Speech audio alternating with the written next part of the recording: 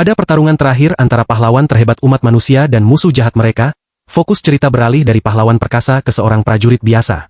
Cahaya laser yang tajam menembus dadanya, sebuah pukulan yang begitu kuat sehingga ia tak dapat melawan, mengakhiri kisahnya seketika. Pada saat-saat terakhirnya, ia memandangi rekan-rekan prajuritnya yang gugur dan tersebar di medan perang. Para pahlawan terhebat, termasuk 4 prajurit pemberani dengan kekuatan luar biasa, masih terkunci dalam pertarungan sengit melawan musuh bebuyutan umat manusia, Sang Likuidator. Sementara itu, prajurit biasa seperti dirinya, infanteri yang dikorbankan, pada dasarnya hanya ada untuk mati.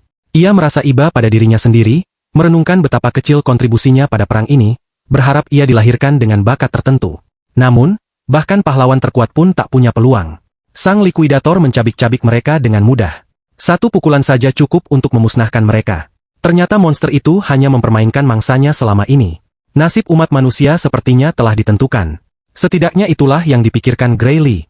Saat itu, ia teringat bahwa hatinya telah hancur berkeping-keping, namun ia masih belum mati.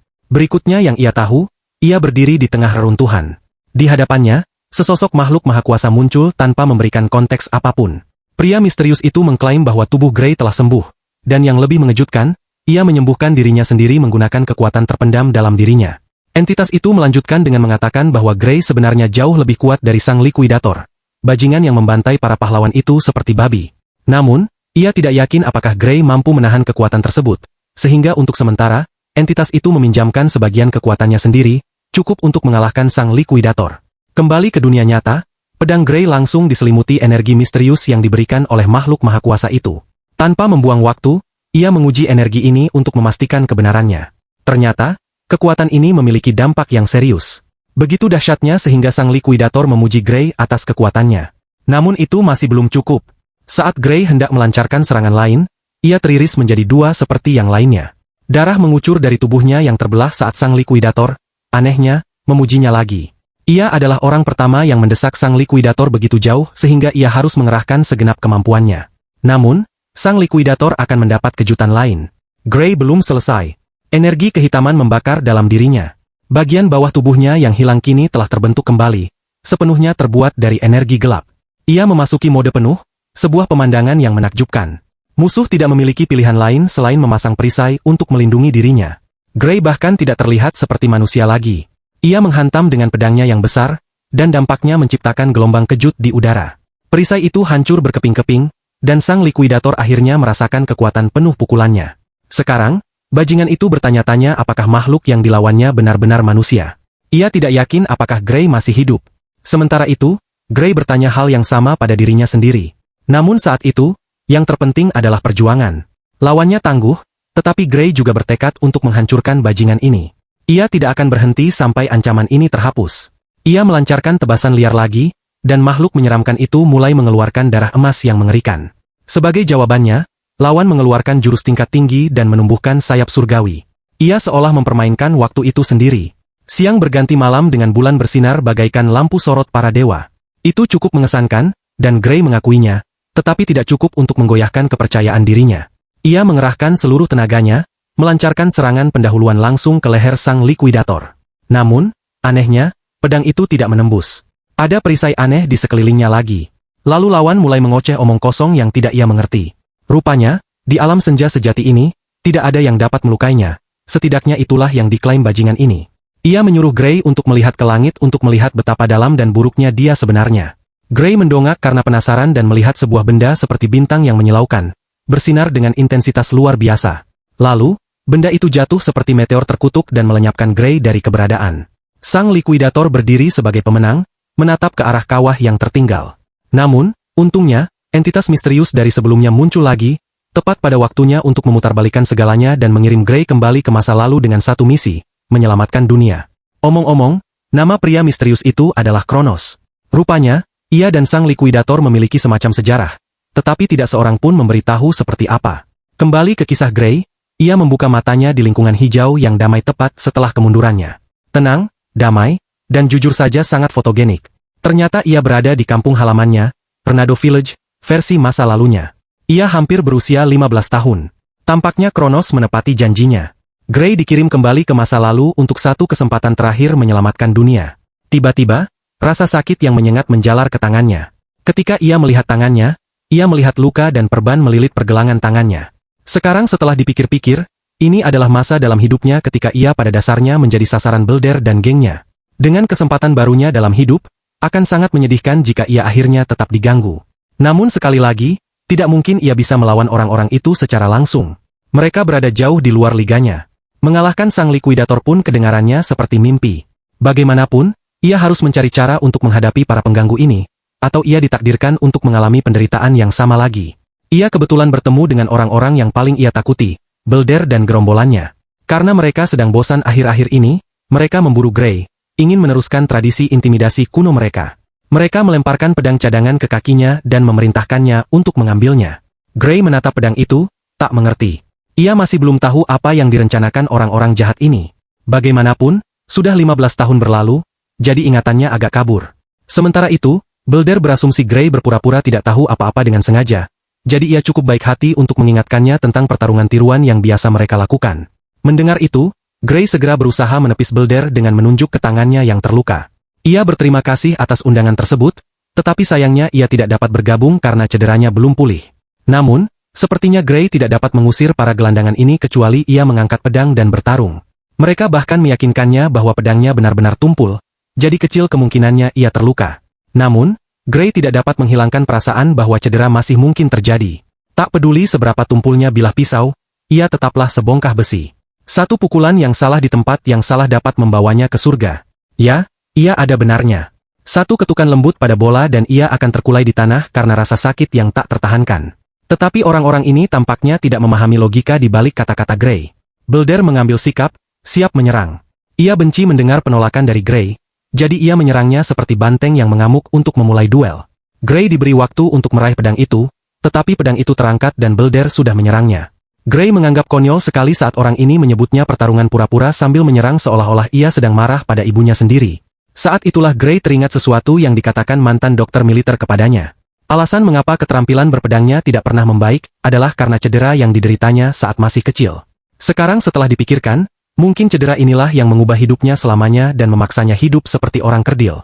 Belder menyerang dengan pedangnya, namun Gray menghindar dan menghindar. Namun, bahkan Gray sendiri terkejut karena ia berhasil menghindarinya. Sementara itu, wajah Belder menegang karena jengkel melihat kelincahan yang begitu mengesankan. Ia melancarkan serangan lain, yang lagi-lagi dapat dihindari oleh Gray. Kemudian serangan cepat yang ditujukan ke kakinya juga mudah dihindari. Bajingan itu berusaha keras untuk mengganggu Gray. Ia seperti seorang pria haus darah yang sedang menjalankan misi, bertekad menjatuhkan lawannya. Namun Gray lolos bagaikan ninja yang kecanduan. Awalnya, Gray mengira Belder hanya lambat. Namun kemudian ia menyadari bahwa bukan Belder yang menjadi lambat. Ia sendirilah yang menjadi lebih cepat. Gray benar-benar menghindari setiap serangan. Bahkan anak buah Belder pun tak dapat mengabaikan apa yang mereka lihat. Sepertinya Gray adalah orang yang benar-benar berbeda. Ia mungkin tidak memiliki tubuh seperti dulu, tetapi ia masih memiliki kenangan dari setiap pertempuran yang ia hadapi. Dengan semua pengalaman yang terpetakan di kepalanya, tubuhnya pada dasarnya berjalan otomatis. Ia bahkan hampir tidak perlu berusaha menghindari serangan tersebut. Kemudian Gray mengambil pedang itu untuk melanjutkan apa yang disebut pertarungan tiruan ini, yang tidak terasa begitu tiruan lagi.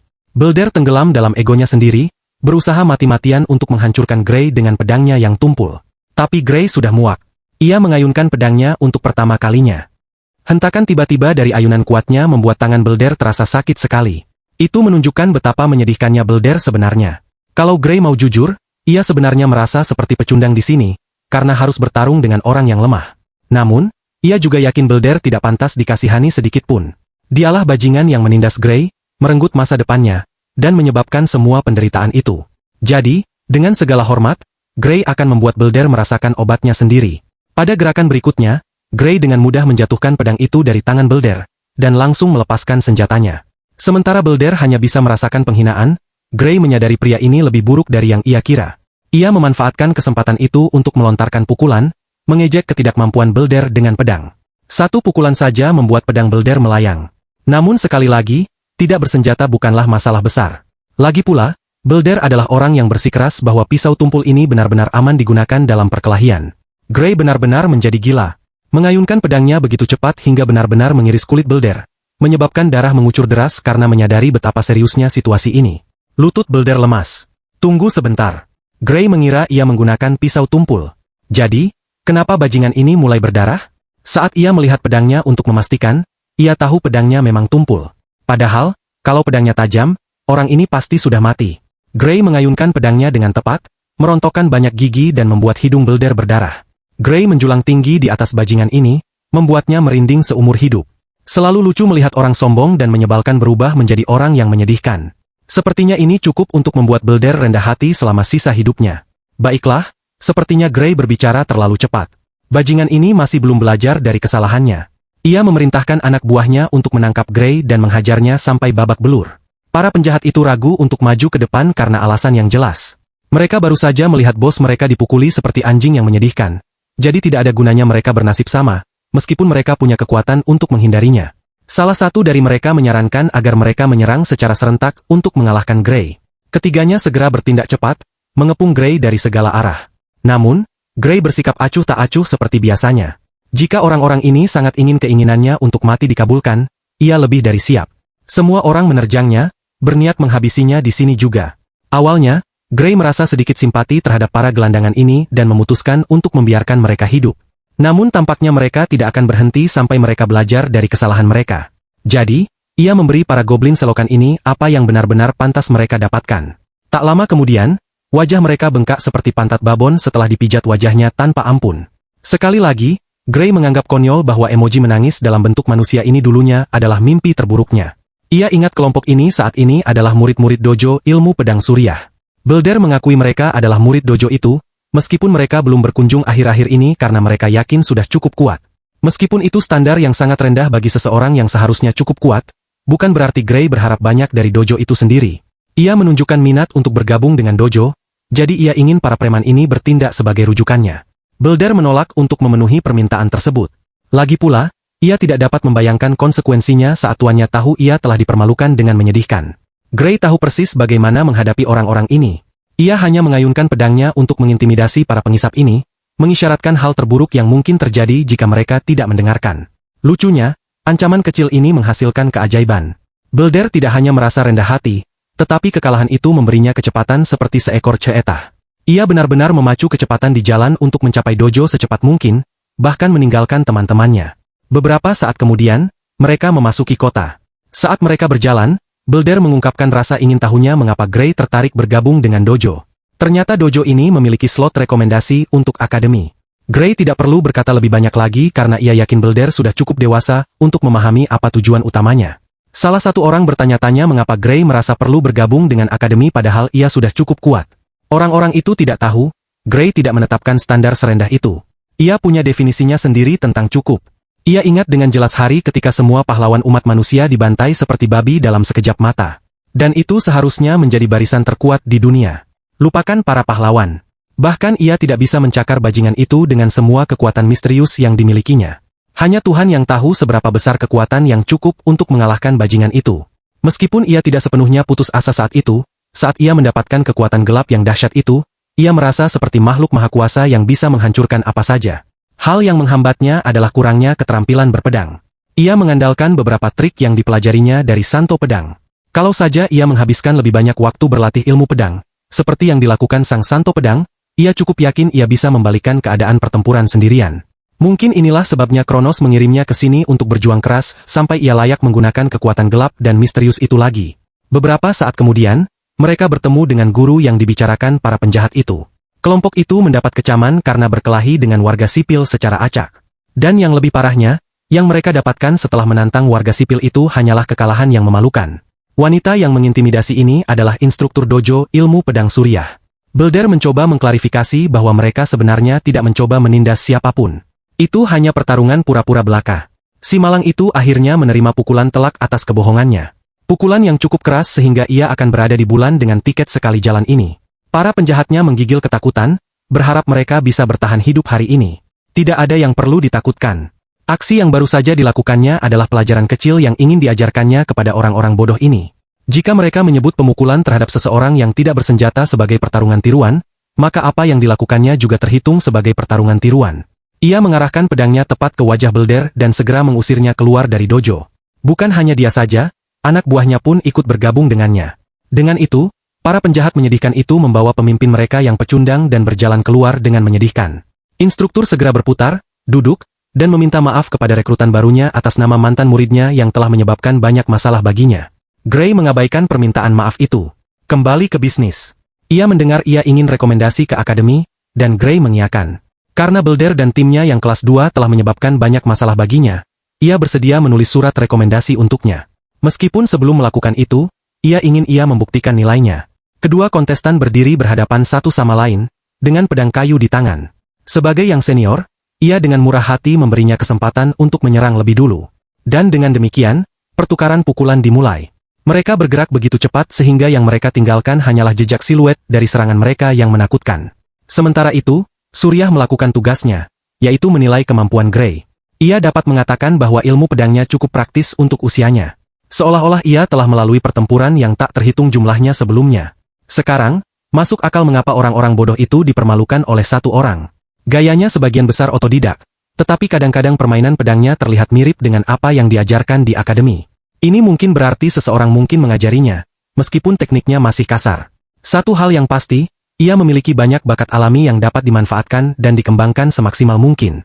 Pada dasarnya, ia telah menemukan berlian yang belum tergali. Sekarang setelah ia menilainya, ia memutuskan untuk mengakhiri duel dengan pukulan terakhir yang akan ia berikan. Gray menguatkan diri dan menangkis serangannya dengan mudah. Tarian mengerikan ini dimulai lagi. Gray benar-benar menangkis setiap serangannya seolah alergi terhadap kerusakan. Hal ini membuat wanita itu cemas. Kurangnya keraguan di pihaknya membuat dia jengkel. Sepertinya serangan apapun tak mampu menggoyahkan pendiriannya.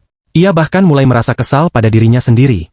Bayangkan saja ia harus mengerahkan seluruh kemampuannya dalam pertarungan tiruan yang hanya dimaksudkan untuk mengukur kemampuan senjata muda ini. Ia menjadi kewalahan sampai-sampai ia mulai merasa takut. Untuk sesaat, ia tampak seperti entitas iblis yang akan melepaskan sesuatu yang besar. Setelah berhasil selamat dari ayunan terakhir lawannya dengan mudah, ia menyadari itu hanya ayunan liar. Setelah ayunan gila itu, Gray mulai merasa lelah dan tingkat energinya menurun. Wanita itu melihat ia merajuk dan mengira itu sebagai kelemahan dalam pembelaannya. Jadi ia menerjang seperti kucing yang galak, hanya untuk mendapati dirinya skakmat di tempat. Putri Virgil dari alam semesta lain kehilangan kata-kata. Tepat saat ia mengira telah menemukan langkah kemenangan dan siap untuk mengalahkan Gray, keadaan berbalik menimpanya. Pedang kayu yang patah itu jatuh ke tanah sementara Gray mendapati dirinya bingung. Untuk sesaat di sana, ia menemukan jalan kembali ke kekuatan gelap yang sama yang diterimanya dalam pertempurannya melawan sang likuidator. Fakta bahwa ia menggunakan sedikit kekuatan yang sama sekarang berarti bahwa ia masih memiliki akses terhadap kemampuannya bahkan setelah kembali ke masa lalu. Namun kemudian hal itu terjadi. Kelemahan yang menyakitkan menyelimuti tubuhnya dengan begitu banyak rasa sakit, hingga ia jatuh berlutut. Ia bahkan tidak dapat menahan diri untuk berdiri. Sementara Sarya khawatir dengan kondisinya dan ingin membantu. Bahkan setelah menggunakan sebagian kecil kekuatannya, Gray menyadari bahwa tubuhnya saat ini tidak mampu menunjukkan kemampuannya. Meski begitu, ia tetap mengumpulkan tekad untuk berdiri lagi meskipun tubuhnya gemetar. Setelah mengatakan padanya bahwa dia baik-baik saja, Gray mendapati dirinya tenggelam dalam pikirannya. Menyadari bahwa ia hampir tidak dapat berdiri, yang menekankan betapa efisiennya ia harus menggunakan kemampuannya. Ia juga berpikir untuk mengungkapkan informasi mengenai kekuatannya kepada pendekar pedang berpengalaman di depannya.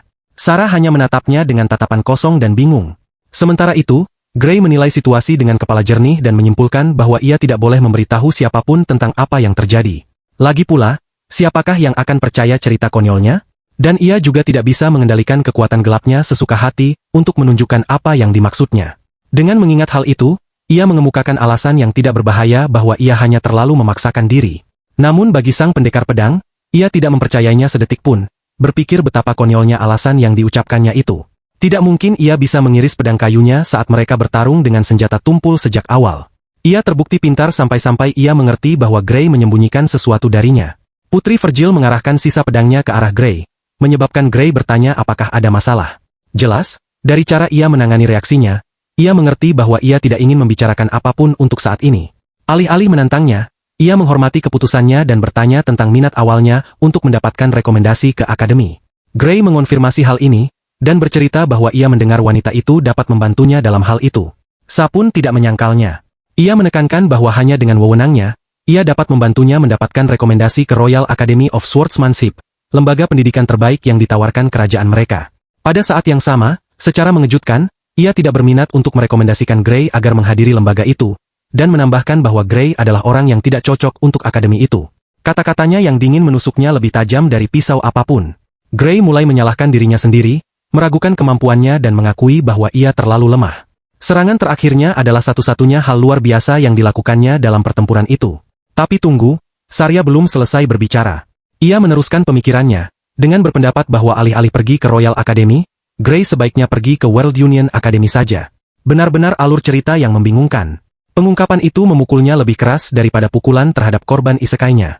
Meskipun Royal Academy merupakan yang terbaik di negaranya, World Union Academy merupakan yang terbaik di seluruh dunia. Lembaga ini dianggap sebagai puncak keahlian pedang. Grey kehilangan kata-kata karena Akademi Sihir yang sama ini bertanggung jawab untuk menghasilkan pasukan tempur terkuat, termasuk orang-orang seperti Santo Pedang Ami. Ia langsung menghadapi Sarya, mempertanyakan apakah ia memang memenuhi syarat untuk menghadiri lembaga bergengsi seperti itu. Lucunya, gadis itu menghancurkan harapannya, dengan mengatakan bahwa dalam keadaannya saat ini, mustahil baginya untuk bisa masuk. Sang ahli pedang tahu bahwa bahkan Grey waspada terhadap kekurangannya, terutama jika menyangkut kondisi tubuhnya yang menyedihkan saat ini. Jika menyangkut Royal Academy, Grey mungkin mampu melakukan keajaiban hanya karena keterampilan pedangnya. Namun hal itu tidak berlaku untuk World Union Academy. Jadi ya, Grey akan celaka kalau ia tidak berlatih sekuat tenaga. Bahkan Surya pun tercengang. Grey punya bakat luar biasa dalam permainan pedang, namun tubuhnya seperti manusia tongkat. Keraguan mulai merayapi, benar-benar membuat Grey khawatir tentang lawan-lawan mengerikan yang harus dihadapinya di Akademi Persatuan Dunia. Itu bukan hal yang mudah, dan dengan bentuk tubuhnya saat ini, itu mustahil. Melihat keadaannya yang menyedihkan, Sarah menunjukkan betapa cepatnya ia menyerah. Meski masih ada 9 bulan lagi sebelum ujian masuk akademi, Grey merasa kurang percaya diri dengan kemampuannya, namun waktu itu pun tidak akan cukup baginya. Meskipun berusaha untuk menyemangatinya, Sarah pun setuju bahwa waktunya terlalu singkat. Namun bahkan saat itu, ia memberinya kesempatan. Sang guru pedang ingin ia mempercayainya selama 9 bulan ke depan karena selama waktu tersebut, ia akan membuatnya menderita melewati neraka dan kembali. Grey mengakui bahwa meskipun ia tidak ingin menderita, ia tidak punya pilihan lain. Menyatakan dirinya siap, ia berharap sang ahli pedang akan menjaganya dengan baik. Sarah menyukai tekadnya untuk maju. Awalnya, mungkin akan ada yang berpikir ini adalah tanda baik bahwa mereka memulai dengan catatan positif. Tetapi suasana segera berubah menjadi ketakutan total saat Putri Virgil secara resmi mengumumkan dimulainya pelatihan mengerikannya. Cobaan berat Grey pun dimulai. Ia berlatih seperti Goku dan jujur saja, ia juga makan seperti Goku. Ia benar-benar ditempatkan pada fase pembentukan otot. Ia juga harus makan beberapa makanan yang meragukan, tetapi gurunya tak kenal ampun dan mengajarinya segala hal. Duel pedang mereka berlanjut sama. Tujuannya adalah untuk mengasah tekniknya. Dan kemudian 8 bulan berlalu begitu saja. Selamat kepada Grey karena mendapatkan tubuh indahnya setelah menjalani latihan panjang itu. Bahkan Sarah di luar sana mengagumi fisiknya. Sekarang setelah mereka sampai pada titik ini, ia tidak punya apapun lagi dalam gudang senjatanya untuk ditawarkan kepadanya. Ia sekarang siap untuk terjun ke dunia nyata. Namun sikapnya yang santai membuat Grey bingung karena masih ada sebulan penuh tersisa sampai ujian masuk. Putri Virgil mengingatkan Grey bahwa ia akan menghabiskan banyak waktu bepergian untuk mencapai lokasi ujian masuk. Itulah sebabnya ia harus pulang lebih awal. Sebagai tanda terima kasih terakhir, Sarah memberinya sekantong uang, memastikan perjalanannya lancar, dan membiayai pengeluarannya selama sebulan. Itulah guru sejati. Sedangkan Grey, ia masih belum merasa senang dengan gagasan untuk pergi secepat ini. Pendekatannya yang memaksa membuatnya sedih karena ia mengira gurunya menjauhinya seperti ia adalah beban. Sambil tersenyum mendengar jawabannya, Sarah pikir ia memperumit situasi. Tiba-tiba, Grey mengemukakan rumor tentang sarang raksasa di dekatnya, yang membuat perhatian Surya menjadi waspada. Ia juga menunjukkan bahwa desa tersebut sama sekali tidak aman karena kurangnya penjaga keamanan. Sang ahli pedang pun mengonfirmasi keberadaan sarang tersebut, sebagaimana yang ditemukan baru-baru ini. Pada saat yang sama, ia tersenyum padanya, percaya bahwa tidak ada hal buruk yang akan terjadi. Jika hal terburuk terjadi, mereka hanya bisa mengandalkan bantuan ibu kota kerajaan. Meskipun Grey khawatir, ia pikir satu-satunya fokusnya adalah mengerjakan ujiannya tanpa ada pikiran yang melayang. Dalam benaknya, ia yakin sekali bahwa gurunya berbohong kepadanya, menenangkannya agar ia tidak perlu khawatir. Ibu kota kerajaan tidak akan pernah mengirimkan bantuan ke desa kecil. Dan jika desa itu diserbu dan dihancurkan oleh para raksasa, hal itu pasti akan mengakibatkan kematian Sarah yang brutal. Dalam kehidupan aslinya, ia mengetahui bahwa ia tewas saat bertempur sendirian. Namun, ia tidak menceritakan semua itu dan hanya menerima keadaannya, serta berterima kasih kepada gurunya karena telah menolongnya selama ini. Grey berencana untuk segera pergi, membuat Sarya tersenyum. Ia dan dua kepribadian besarnya mendukung dia untuk lolos. Beberapa hari kemudian, kita melihat adegan ia melintasi jalan berbahaya untuk menuju sarang. Di sini, sisa-sisa kerangka manusia digantung secara mengerikan di pohon sebagai peringatan. Sarah mencoba melacak sarang tersebut menggunakan informasi yang diterimanya dari pengintai. Melihat jejak darah di depan, ia tahu bahaya mengintai di depan.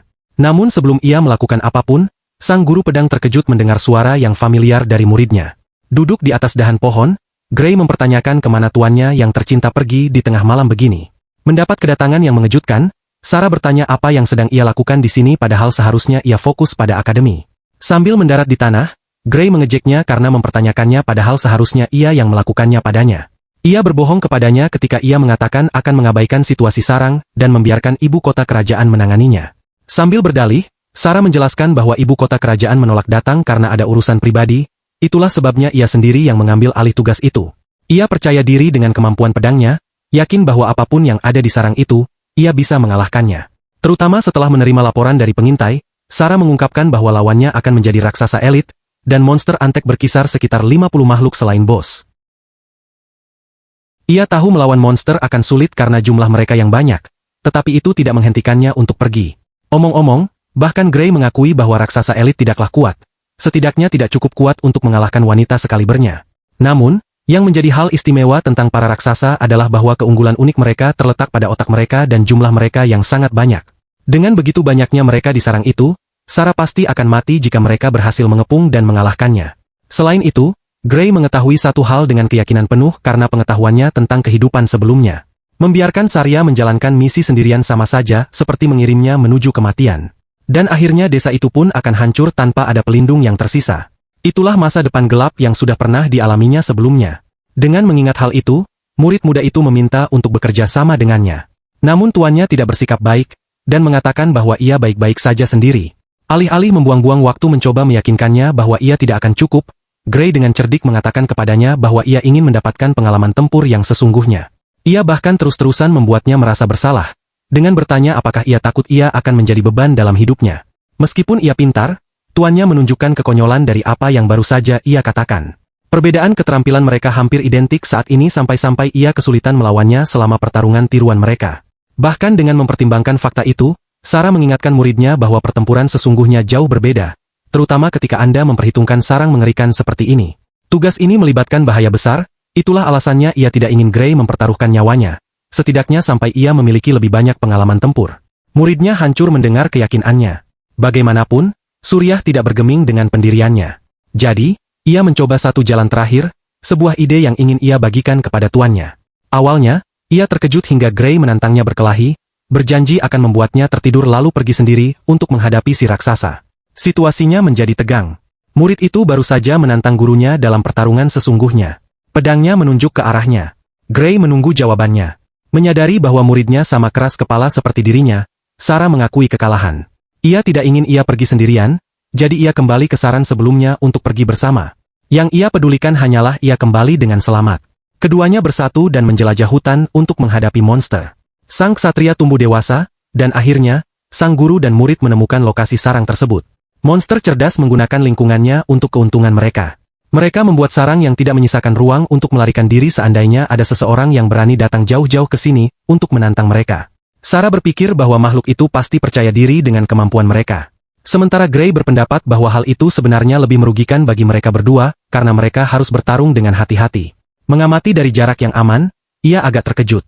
Sang bos tidak terlihat di antara kelompok itu, yang membuatnya bertanya-tanya apakah bosnya bersembunyi di tendanya.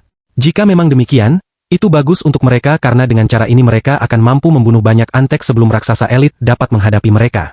Untuk membahas strategi pertempuran, Surya memerintahkan muridnya untuk mengincar monster dari satu sisi sementara ia akan melindungi sisi lainnya. Segera melaksanakan rencana itu, mereka berdua melesat maju dengan pedang di tangan. Pertarungan dimulai. Sebelum para monster itu sempat memahami situasi, Sarah yang agung sudah berada di atas mereka, melancarkan pukulan telak ke kepala, membuat kepala makhluk itu seperti bola saat ia terjatuh ke tanah. Setelah monster pertama tumbang, monster-monster lainnya menggerutu dan meraung satu sama lain dalam bahasa mereka. Seluruh kelompok menjadi marah dan langsung melakukan pembunuhan, menyiapkan senjata mereka untuk membunuh para penyusup. Tapi itu tidak masalah karena Gray akan berubah menjadi mode binatang buas dengan cara ia membantai gerombolan itu. Ia adalah pasukan satu orang yang mampu mengalahkan banyak monster sekaligus. Sarah yang elegan pun sama saja, memamerkan keterampilan mengesankan yang dipelajarinya dari Papa Virgil. Keduanya tak terhentikan. Gray dan Surya saling melindungi dengan sempurna. Dalam rentang waktu beberapa menit, Setiap monster yang terlihat telah menjadi korban mereka. Omong-omong, ia sebenarnya cukup terkesan dengan tekad Gray yang tak tergoyahkan dalam pertempuran sesungguhnya. Ia tidak pernah lebih siap, memperingatkan tuannya untuk tetap waspada juga. Tapi, begini masalahnya. Ada sesuatu dalam situasi ini yang memberinya firasat buruk. Pertarungan ini terlalu mudah bagi mereka. Terlalu mudah, sebenarnya, karena jika ini adalah level yang harus dihadapi Sarah, maka ia bisa mengalahkan mereka semua sendirian, bahkan tanpa bantuannya. Dan itu membuatnya merasa gelisah, karena apapun yang ada di dalam tenda itu, akan jauh lebih menakutkan daripada apapun yang pernah mereka hadapi sejauh ini. Omong-omong soal itu, sepasang mata makhluk itu yang mengancam bersinar melalui tenda yang gelap, melotot ke arahnya dari jauh. Saat Gray bersentuhan dengan mata makhluk itu, ia bergidik kaget. Meskipun kekuatannya besar, ia tetap meringkuk ketakutan dan memberitahu tuannya bahwa mereka harus segera pergi. Bahkan Suriah tidak mengerti apa yang tiba-tiba merasukinya. Tanpa menjelaskan apapun, ia berteriak padanya untuk lari dengan begitu banyak rasa takut dalam suaranya sehingga Sarah tidak mempertanyakannya. Ia hanya mengikuti instruksinya dan langsung mengejarnya. Saat mereka berlari, Anda mungkin berpikir mereka akan melarikan diri, tetapi tidak, karena lawan mereka yang menakutkan benar-benar melompat dari langit dengan pukulan vertikal yang besar. Gray ketakutan saat monster itu menjejakkan kakinya ke tanah, menghadapi manusia-manusia pemberani itu. Ekspresi Sarya berubah menjadi terkejut, sambil mengingat bagaimana bos monster itu secara pribadi mendatangi mereka untuk bertarung. Namun kemudian, Gray menjatuhkan sesuatu yang mengejutkan yang tidak diduga oleh siapapun. Ini sama sekali bukan monster bos. Tepat saat ia hendak mengungkapkan lokasi bos sebenarnya, sebuah suara mengerikan meraung ke arah mereka dari belakang. Raungan yang provokatif ini melepaskan gerombolan makhluk lain untuk mengejar mereka. Suara gemuruh itu memekakan telinga bagi Sarah, tetapi bagi para raksasa, suara itu telah mengubah mereka menjadi maniak yang haus pertempuran. Saat ia menggigil ketakutan, gagal memahami indranya sendiri. Ada makhluk yang lebih mengerikan, lebih muram daripada raksasa elit, dan ia memimpin seluruh kelompok. Akhirnya, Gray mengungkapkan bahwa mereka melawan seorang jenderal raksasa. Dialah bos sebenarnya dari sarang monster. Mereka benar-benar sedang terjepit sekarang. Di satu sisi, ada raksasa elit yang menghalangi pelarian mereka. Kembali juga bukan pilihan karena gerombolan besar menanti mereka bersama dengan bos sarang yang sebenarnya. Sarah mengungkapkan keterkejutannya, sepenuhnya mengetahui bahwa mereka tidak dapat menghadapi monster seperti ini, bahkan pada level mereka. Satu-satunya kesempatan mereka untuk menang adalah membunuh raksasa elit di depan mereka untuk melarikan diri.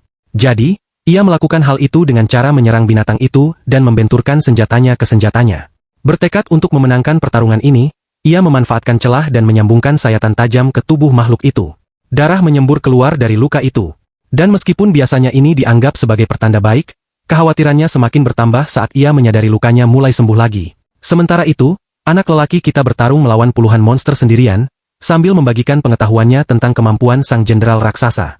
Rupanya, aumannya secara signifikan meningkatkan kekuatan dan kecepatan pemulihan monster.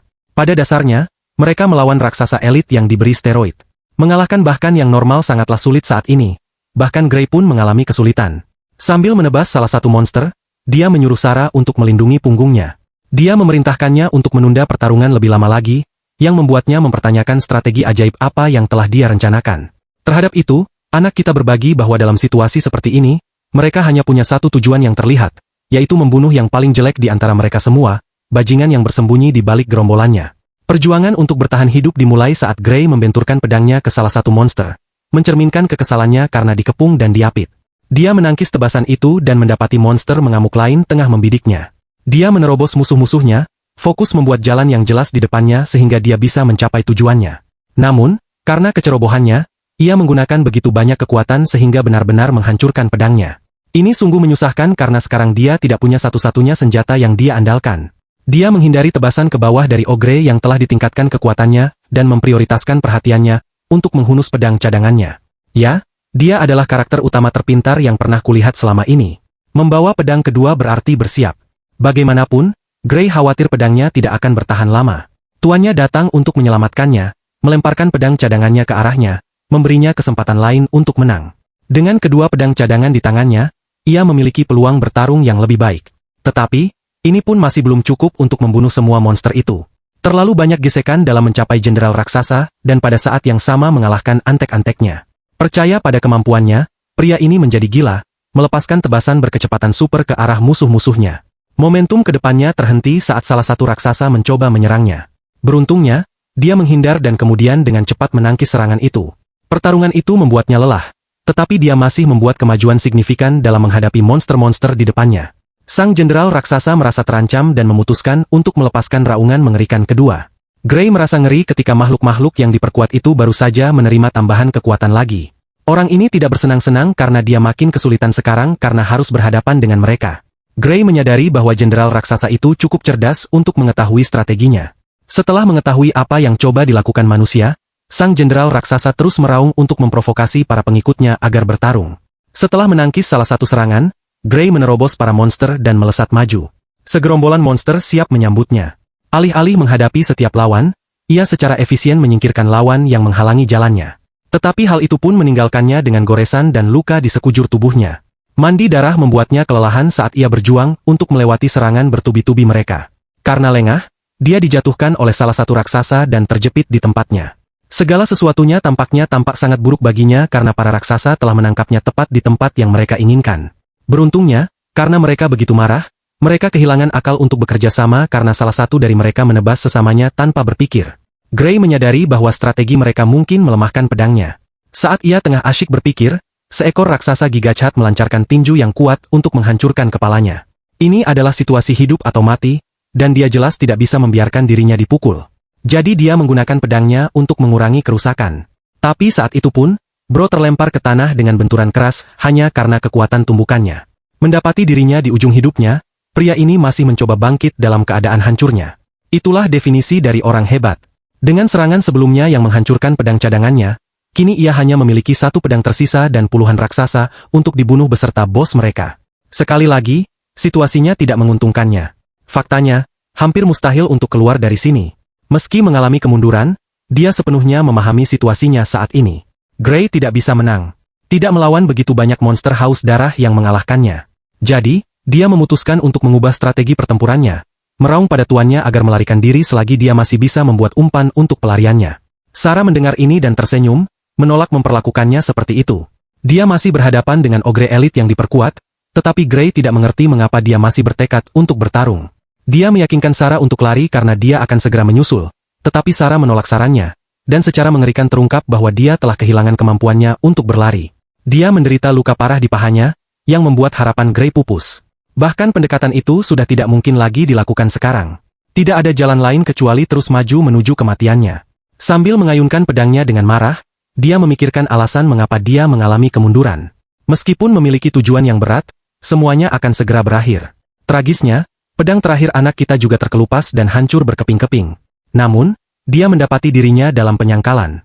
Meskipun telah kehilangan senjatanya, Gray menolak menganggap ini sebagai akhir hidupnya.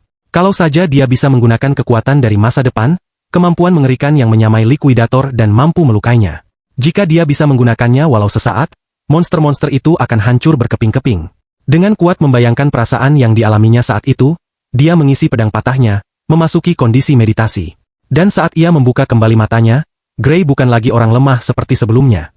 Satu tebasan api gelap memusnahkan para raksasa, mengubah mereka menjadi abu dengan pedang hitamnya yang membara. Bahkan Suryah tidak mengerti apa yang terjadi. Namun tampaknya anak kita masih terkendali. Bahkan setelah memanfaatkan kekuatan gelapnya, dia memberinya senyuman lega. Dalam beberapa detik berikutnya, Gray menebas setiap makhluk yang ada di hadapannya, termasuk sang jenderal raksasa. Bahkan tuannya tidak dapat memahami apa yang baru saja terjadi.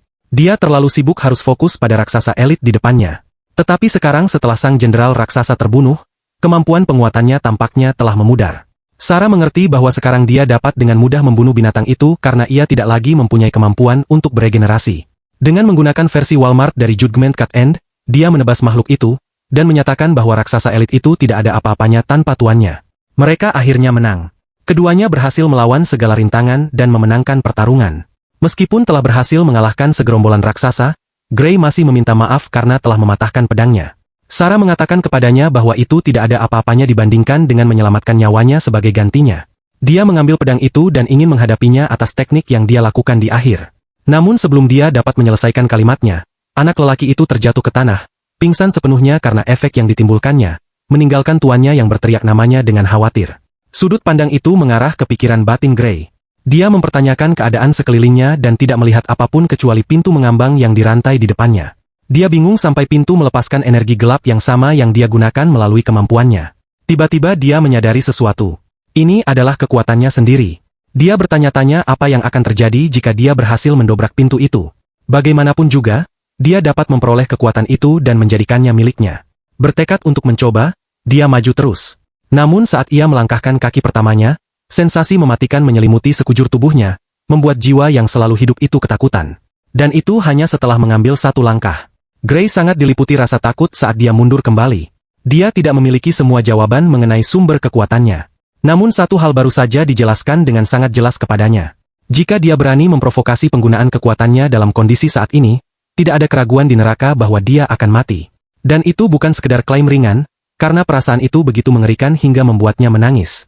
Dari kehampaan, sebuah suara merayapi pikirannya, memuji keputusannya saat ini. Sebelum Gray dapat memprosesnya lebih jauh, dia terbangun dalam keadaan panik di tempat tidurnya. Tuannya ada di sampingnya, gembira karena dia akhirnya bangun. Khawatir, dia bertanya di mana dia berada. Dia menjelaskan bahwa dia membawanya ke rumah sakit desa secepat yang dia bisa.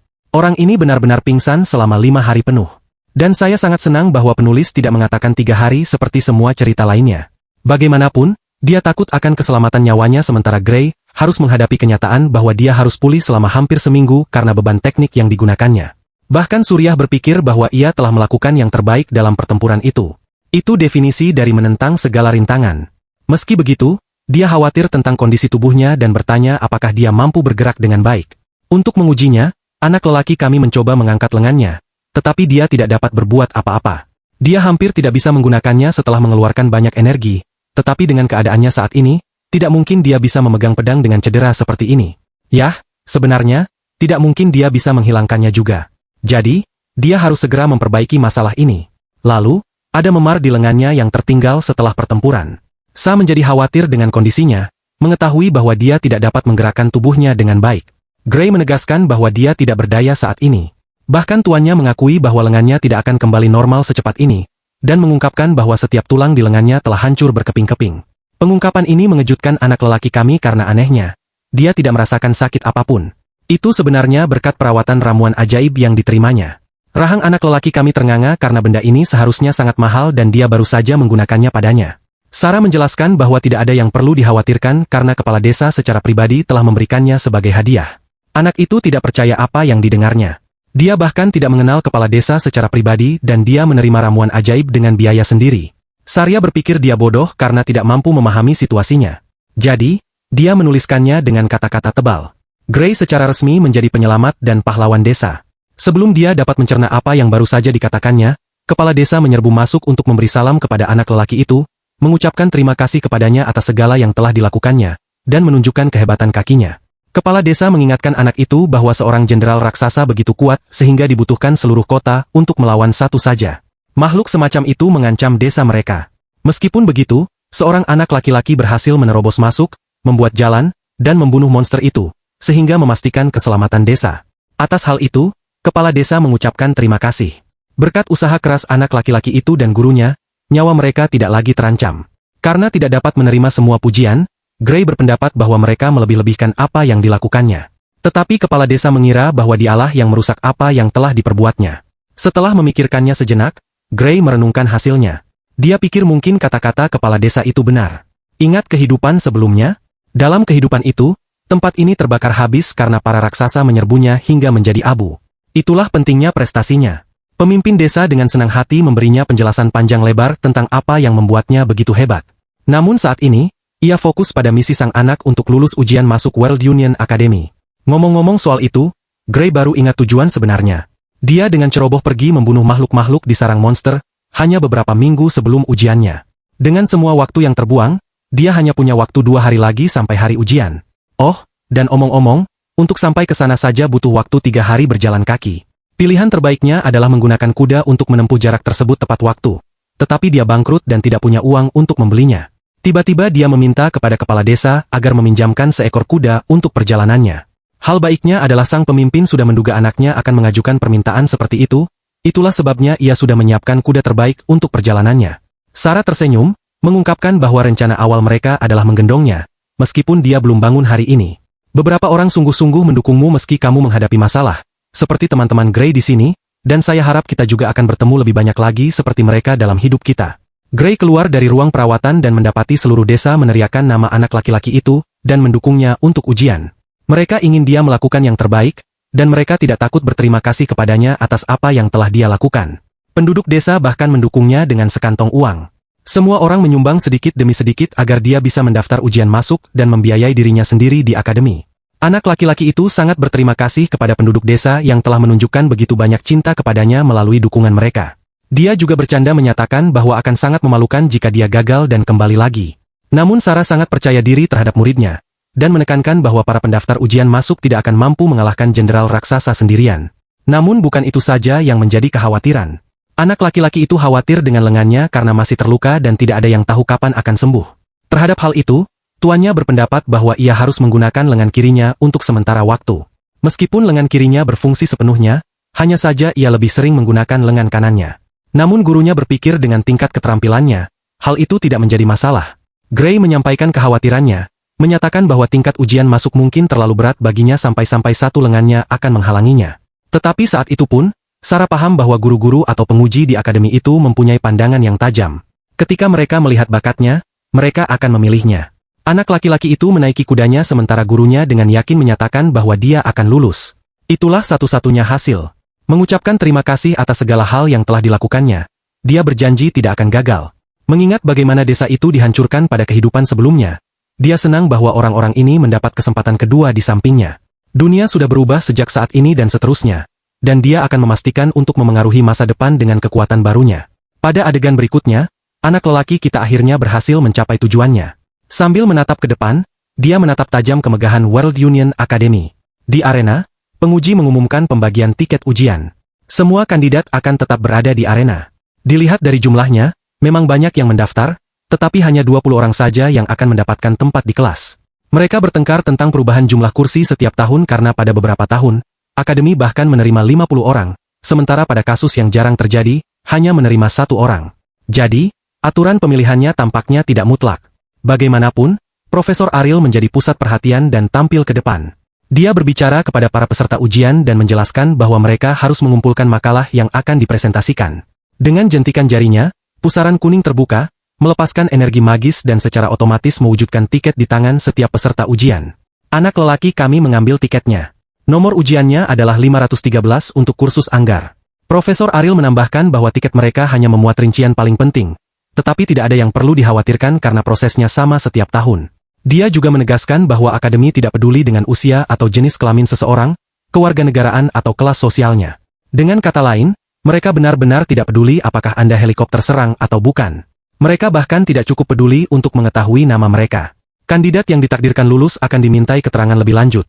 Tetapi untuk keseluruhan peserta ujian di sini, hal itu tidak menjadi masalah.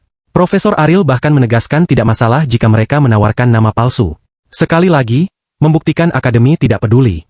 Pokoknya, anak kita cari masalah lagi karena dia datang ke sini hari ini tanpa pedang. Tapi dia malah ditempatkan di kursus Anggar. Itu membuatnya mempertanyakan legitimasi sistem. Profesor Ariel terus dengan lucu menyatakan bahwa dia menugaskan setiap orang suatu kursus berdasarkan penampilan mereka. Saya tahu dia seharusnya tanggap atau semacamnya. Tetapi lucunya bagaimana semenit yang lalu dia berbicara tentang diskriminasi. Dan kemudian dia melanjutkan dengan mengatakan ini. Ariel tidak keberatan mengoreksi rincian kursus jika dia salah. Bahkan para peserta ujian berpikir bahwa mustahil untuk menetapkan mata kuliah hanya berdasarkan lokasi saja, terutama jika jumlah lokasinya sangat banyak. Mereka sangat curiga bahwa akademi tersebut pasti telah menyelidiki mereka sebelumnya. Jadi begitulah cara mereka mengetahui kemungkinan sihir pembaca pikiran. Juga muncul. Profesor Ariel tidak menanggapi satupun kekhawatiran mereka. Yang dia perhatikan hanyalah bagaimana tidak ada seorang pun yang mengeluh tentang mata kuliah yang diberikan. Jadi, selanjutnya dia memutuskan untuk mengungkapkan jadwal ujian semua orang. Rinciannya langsung tercetak pada tiket. Gray merasa gugup karena ia dijadwalkan menjalani ujian pada hari pertama, tidak memberinya waktu untuk menyembuhkan lengannya. Ariel mengungkapkan, ujian ini hanya dilakukan 1 kali dan akan menentukan segalanya. Jika seorang kandidat terlambat, satu-satunya hasil yang akan diterima adalah diskualifikasi langsung. Dia juga mengingatkan mereka bahwa jadwal mereka ketat dan tidak akan dimanipulasi atau diganggu-gugat atas permintaan. Ini berita buruk bagi Gray, yang sedang berjuang dalam pemulihannya. Dia memohon agar tubuhnya melakukan keajaiban dan menyembuhkannya besok. Hari berikutnya tiba dan apa yang Anda ketahui? Kasihan lengannya, dia bahkan tidak sembuh sedikit pun. Dia tidak punya pilihan selain mengikuti ujian dalam kondisi seperti ini. Nomor ujian Gray dipanggil dan dia dengan frustrasi melangkah maju. Dia mencoba menenangkan dirinya dalam upaya tetap optimis terhadap situasi tersebut. Saat memeriksa lengan kirinya, ia tampaknya tidak memiliki masalah apapun, dan ia juga dapat menggerakkan lengan kanannya jika ia mengerahkan cukup kekuatan. Strateginya saat ini adalah mengamati dengan cermat pergerakan penguji dan menemukan strategi kemenangan dari situ. Dia sedang menonton pertandingan antara seorang kandidat dan seorang penguji. Pelamar membabi buta bergegas menyerang.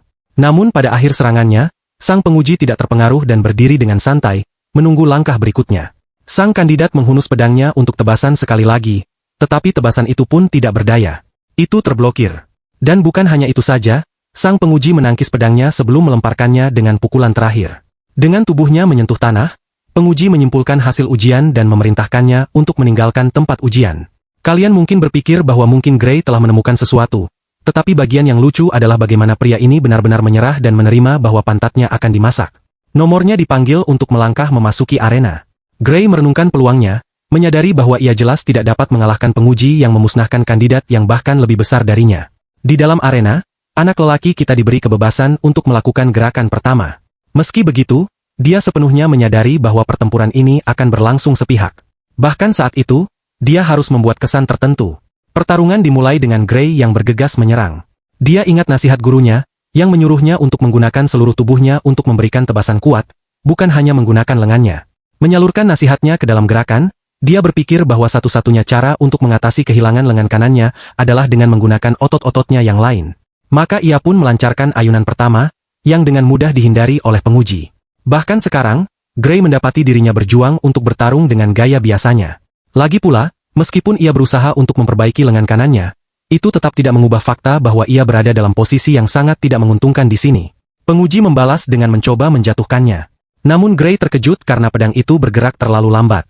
Seolah-olah dia dapat membaca lintasannya tanpa harus terburu-buru. Jadi, anak kita benar-benar berhasil menangkis serangan itu, sambil tetap merasakan beban kekuatan pemeriksa di belakang serangan itu. Pada saat yang sama, ia menilai teknik pemeriksa tidak secanggih Suriah. Jadi, jika dia bisa fokus pada teknik yang dipelajarinya darinya, ada kemungkinan dia bisa memanfaatkan peluang dan menciptakan peluang. Dengan strategi itu dalam pikirannya, Gray menyerbu dengan kekuatan penuh dalam upaya untuk mengalahkan instruktur tersebut. Oh, dan instrukturnya benar-benar didorong mundur. Kecepatannya adalah kehancurannya sendiri. Gray mendapati dirinya menjadi percaya diri, menyadari bahwa ia dapat dengan mudah mengalahkan penguji ini. Perkataan gurunya kembali terlintas dalam pikirannya. Pedang mereka beradu sekali lagi, tetapi Gray mengalahkan lawannya dengan tangkisan penuh, siap untuk menyelesaikan pertarungan dengan kepercayaan dirinya yang baru.